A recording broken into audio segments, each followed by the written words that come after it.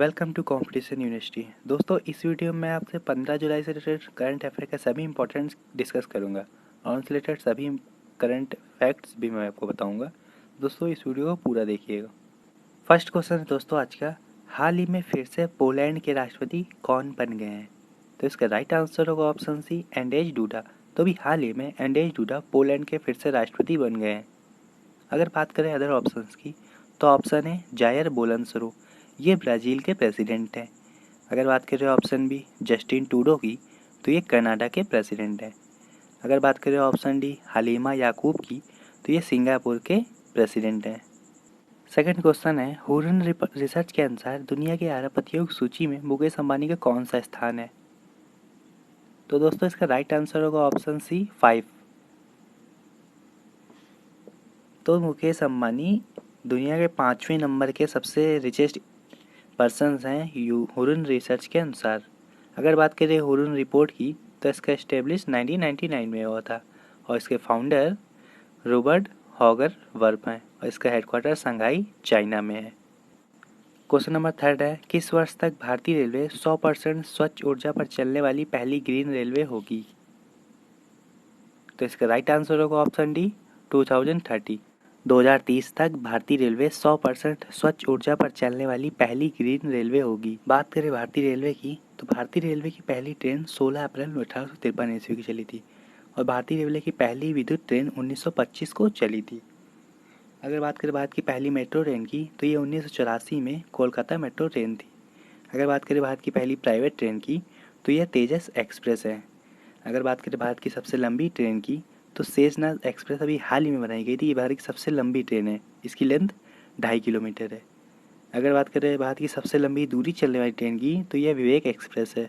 भारतीय रेलवे का राष्ट्रीयकरण 1950 ईस्वी में हुआ था और भारतीय रेलवे के वर्तमान रेल मंत्री पीयूष गोयल हैं और भारतीय रेलवे के वर्तमान चेयरमैन वीके यादव जी हैं। क्वेश्चन नंबर 4 है, हाल ही में किस राज्य सरकार ने रोको टोको अभियान शुरू करने की घोषणा की है? तो इसका राइट आंसर होगा ऑप्शन बी मध्य प्रदेश। तो भी हाल ही में मध्य प्रदेश सरकार ने रोको टोको अभियान शुरू करने की घोषणा की है। अगर बात करें रोको टोको अभियान की, तो राज्य में रोको टोको अभियान को चुनिंदा संगठनों द्वारा स्वेच्छा से चलाया जाएगा। चूँकि राज्य भर में सार्वजनिक जगहों पर मास्क पहनना अनिवार्य है, इसलिए इस अभियान के तहत स्वयं सेवकों को उन लोगों को मास्क प्रदान करने का काम सौंपा जाएगा जिन्होंने इसे सार्वजनिक स्थानों पर नहीं पहना है और उस व्यक्ति से मास्क की कीमत के एवज में 20 रुपये का शुल्क लिया जाएगा। अगर बात करें अदर ऑप्शंस की, तो ऑप्शन है आंध्र प्रदेश। अभी हाल ही में भारतीय रेलवे ने पहली बार इस राज्य से बांग्लादेश को सूखी मिर्च का परिवहन किया है। अगर बात करें ऑप्शन सी छत्तीसगढ़ की, तो अभी हाल ही में भारत की पहली ई लोक अदालत छत्तीसगढ़ में बनी है। क्वेश्चन नंबर 5 है, हाल ही में किसने इटालियन ग्रैंड प्रिक्स 2020 रेस जीती है? तो इसका राइट आंसर होगा ऑप्शन ए लुइस हैमिल्टन। तभी हाल ही में मर्सिडीज के ड्राइवर लुइस हैमिल्टन ने इटालियन ग्रैंड प्रिक्स 2020 रेस जीती है। Italian Grand Prix 2020 race Austria में आयोजित हुई थी। अगर बात करें अदर ऑप्शंस की, तो वाल्टेरी बोटास ये इटालियन ग्रैंड प्रिक्स 2020 में सेकंड नंबर पर रहे थे। अगर बात करें ऑप्शन सी मैक्स वर्स्टप्पन की, तो ये स्टेयरिंग ग्रैंड प्रिक्स 2020 में थर्ड नंबर पर रहे थे।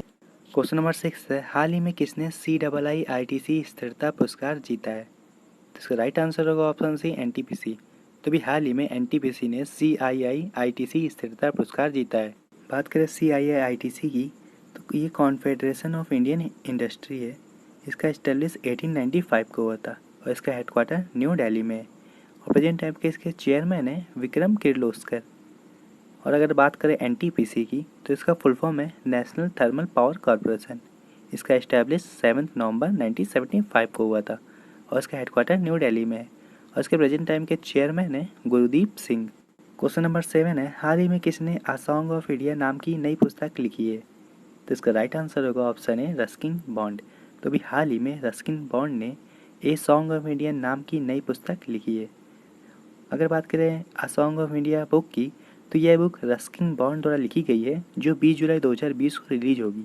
इस बुक में रस्किन बॉन्ड के 70 वर्ष के साहित्य करियर को वर्णित किया गया है। क्वेश्चन नंबर 8 है, हाल ही में ब्रिटेन में FDI के जरिए दूसरा सबसे बड़ा निवेश करने वाला देश कौन बना है? तो इसका राइट आंसर होगा ऑप्शन बी भारत। तो भी हाल ही में भारत एफडीआई के जरिए ब्रिटेन में निवेश करने वाला दूसरा सबसे बड़ा देश बन गया है। अगर बात करें एफडीआई की तो इसका फुल फॉर्म है फॉरेन डायरेक्ट इन्वेस्टमेंट। अगर बात करें अदर ऑप्शंस की तो ऑप्शन है अमेरिका। अमेरिका ब्रिटेन में एफडीआई के जरिए सबसे बड़ा ज़्यादा निवेश करने वाला पहला देश है।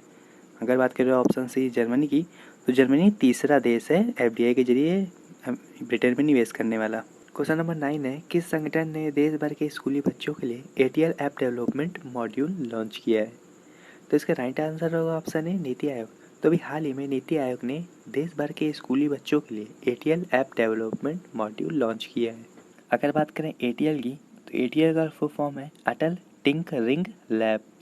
अगर बात करें एटीएल ऐप डेवलपमेंट मॉड्यूल की तो भी हाल ही में पीएम मोदी ने आत्मनिर्भर भारत लॉन्च किया था। इस आत्मनिर्भर भारत के लिए युवाओं के लिए कम से कम उम्र में कौशल सीखना और उन्हें टेक्नोलॉजी फील्ड में कैपेबल बनाना इंपॉर्टेंट है। इसीलिए सेंट्रल गवर्नमेंट द्वारा यह ऐप बनाया गया है जिसकी हेल्प से युवा विभिन्न भारतीय भाषाओं में मोबाइल एप्लीकेशन बनाना और अपनी प्रतिभा का प्रदर्शन करना सीख सकते हैं। लास्ट क्वेश्चन है आज का, हाल ही में किस देश ने कोरोना वैक्सीन का सफल ह्यूमन ट्रायल किया है? तो इसका राइट आंसर होगा ऑप्शन बी रूस। तो भी हाल ही में रूस ने कोरोना वैक्सीन का सफल ह्यूमन ट्रायल किया है। अगर बात करें अदर ऑप्शंस की तो ऑप्शन है अमेरिका। 2019-20 में भारत अमेरिका का शीर्ष ट्रेडिंग पार्टनर रहा था। अगर बात करें ऑप्शन सी भारत की तो भी हाल ही में बाबा रामदेव द्वारा कोरोनिल दवा को आयुष मंत्रालय ने मंजूरी दे दी थी। Thank you everyone to watch this video. For support us, kindly like and share this video to your friends and your study group. And also join our Telegram group where we provide PDF content and other study material. And Telegram link in description. Thank you.